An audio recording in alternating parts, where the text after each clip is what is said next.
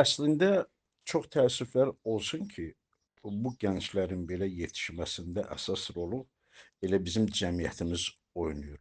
Daha çox ekranda görünən, daha çox, bayağı çıxışları ilə ekranda görünən insanları populyarlaşdırırlar. Cəmiyyət özü populyarlaşdırır və bu xəstəlik kimi gənclərimizə də keçir.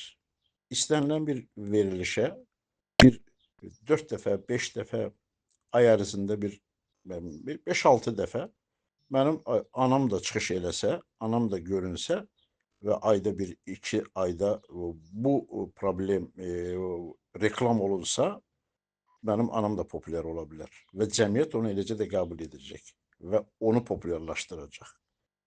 Gənclərimizi mən qınamıram, çünki görürük, ətraflarında görürlər ki, bayağı çıxış edənlərə daha çox qiymət verirlər, daha çox onlar alqışlayırlar. Çox təəssüflər olsun ki, peşəkarlıq unudulur.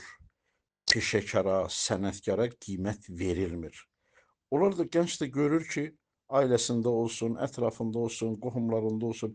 Ay sən niyə ekranda görünmürsən? Səni biz niyə filmlərdə, seriallarda görmürük? Və bunlar da çalışırlar, istəyir hansı formada olsun, səviyyəli olsun, səviyyəsiz olsun, ekrana çıxsınlar, serialda oynasınlar, hansısa bir kiçicik səhnəciklər güldürsünlər insanları o səhnəciklərlə və tanınsınlar. Harada getsələr, onları tanınmış adam kimi qəbul edəcəklər. Mən buna çox təəssüflənirəm. Bu bizim sənət adamlarımızın bir ağrısıdır. Çox təəssüf edirəm. Əsl sənətkarlar, peşəkarlar isə unudulur və dəyər verilmir.